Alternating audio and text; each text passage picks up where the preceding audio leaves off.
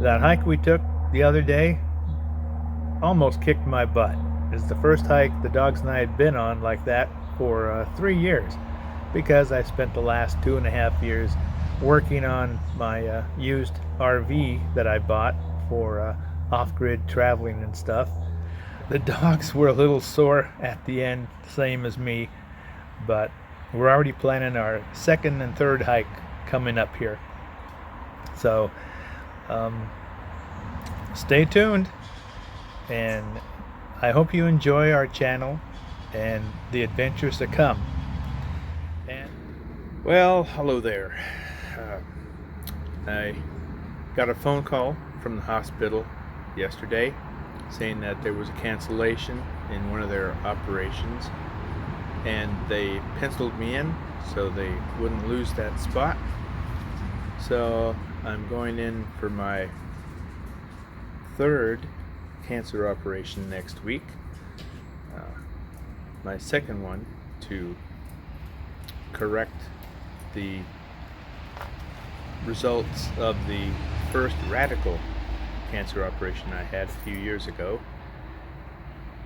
Seems that some of the problems have showed up years later, and it's as Medicare calls it,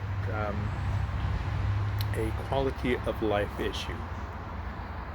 So I wasn't planning on this operation. I thought I only had one more left to fix things, but I have to do this one first before they'll even do the second one, which is another, in my mind, radical operation to fix things. But it's like those commercials on TV where if you take this pharmaceutical drug, it'll cure this problem, but you might have 12 other new problems. Well, they got rid of the cancer that they found because they'd been monitoring me. Both my parents have had cancer. My dad died from his, and I decided, well, okay, I don't want to die the way my dad did, because I was there to watch him pass on. And I said, I never do anything without a plan B, sometimes plan C. You can never be too careful in life today. And I said, well, okay, I know what they did with my dad, and I know what that resulted in. So give me some options here. I want a plan A and a plan B, and I want to know if either one fails, what's the backup to the other one. So anyway, come to find out that if I went with plan A, which was the easier one, less evasive, then if something went wrong or it came back, the cancer came back, I was screwed. They couldn't do anything else. So I said, okay, what's my plan B? Let's say, well, plan B is more radical. We go in and we take it all out, clean out the neighborhood, everything, because it had escaped into what I would term the neighborhood, which means after that you can get on the freeway in your body and go anywhere. And I said, okay, I'll do that, because I don't want to just be left hanging without no options. So we went and did that, and that was a radical operation, and that included 7 weeks of 5 days a week radiation therapy, and after I got out of that, my right leg swelled up twice the size, or 3 times as big as my left leg. And doctors are telling me, oh my God, you got lymphonemia or lymphedema, and I had to buy these compression things, and I'm going, oh my God, you guys didn't know this was going to happen. And then I went to the doctors, and I said, this is ridiculous. What happened here? And so it's kind of funny. It's like that joke where if you're looking for something, it'll be in the last place you look. Well, they thought it was a blood clot. Then they thought it was this. Then they thought it was that. They put me through CAT scans. They put me through every one of them doggone machines that x-rayed you from your toes to your nose to find out what was wrong. And when they finally decided to look in the area where they operated, they go, oh, hey, what's this? And they saw something they thought was a big golf ball size or bigger thing of water or fluid of some type. So okay, I gotta go under the knife again so they can figure out what the hell they did and what the hell they caused. So they get in there, and I go through this operation. I wake up in the recovery room, and they say, well, we were wrong again. It wasn't a sack of fluid, it was a calcified ball about the size of a golf ball or bigger, attached to your leg, interfering with your veins and arteries, causing your leg to swell up so huge. And they're going, oh, gee, how'd that happen?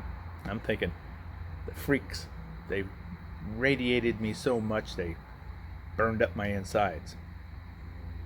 So anyway, the guy said, well, we couldn't remove it because of where it was attached within your body, on your leg bone and the veins and arteries around there and all this other stuff. Of course, you know.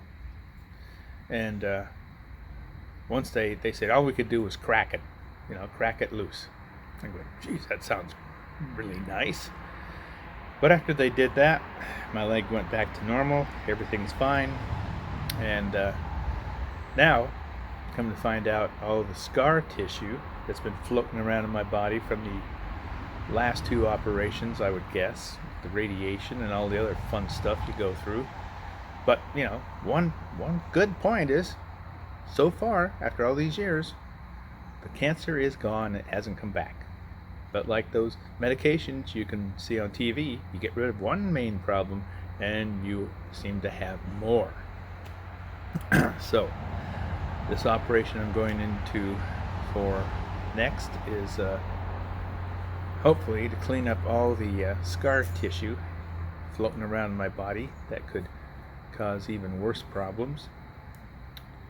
And then after that, then I go in for what I see as another radical operation to finally fix this personal quality of life issue I'm having since a few years after my cancer operation.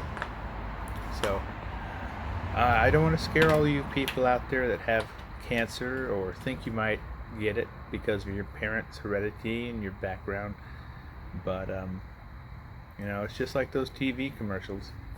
Either you take the worst of it and get rid of it and deal with the little side effects to live longer and have maybe a better quality of life, or you just bite the big one and say, okay, that's it, I'm going to do nothing. But I've always been a fighter. I guess I got this iron will and this very strong tenacity from my mother, and that has carried me through many things in my life, even the lowest of the lows I've gone through.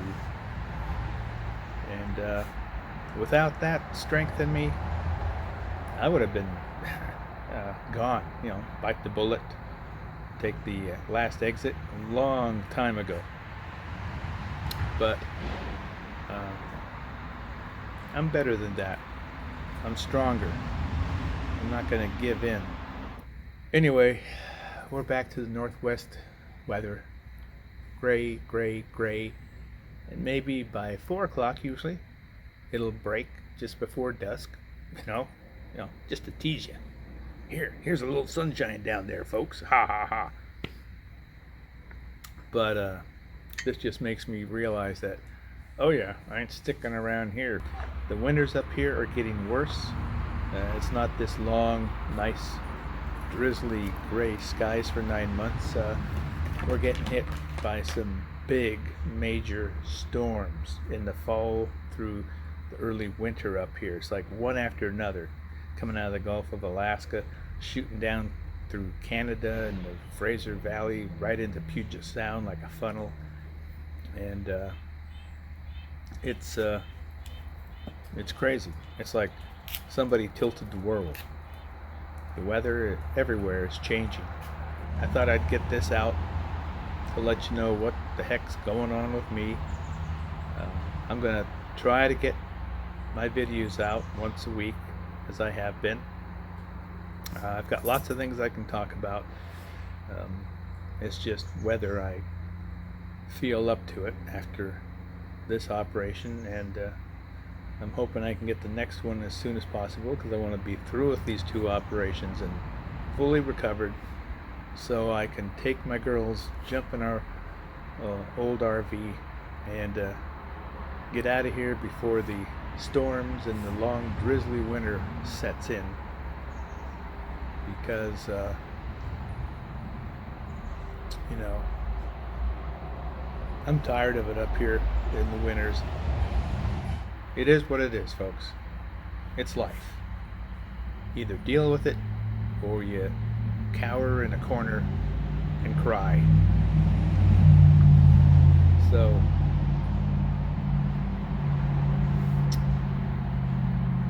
face life head on, deal with it, and it's true. What doesn't kill you will make you stronger if you learn from it. A lot of people don't learn crap through adversity. They just learn to be sour and bitter, and instead of making them a stronger person with experience, it makes them a bitter, ugly person. And I've seen quite a few, you know. So until we meet again, this will be the last explanation, and I plan on still getting out, hiking, enjoying the nice days we have when they show up here, and getting over this operation, getting over the slightly more serious next one, which I'm not going to cover because you don't need to know all that, and hopefully continue my channel on a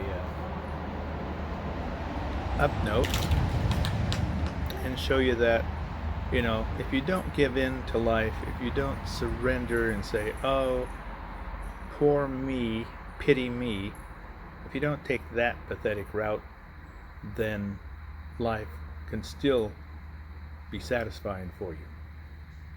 So anyway, the dogs want me to play with them today. It's nice and cool, so they're a little more active. So we're gonna go just enjoy this cloudy day as normal, and we'll be seeing you. Okay, folks? Thanks for tuning in, and if you made it through all of this, then you must be one of my more faithful viewers, and I appreciate you people very much, because without you I wouldn't have a channel. Sorry for all the blabbing. You know, I'm not going to do this again. It's just that I wanted to get it out there and let you know what's happening. Okay? Take care. Bye-bye.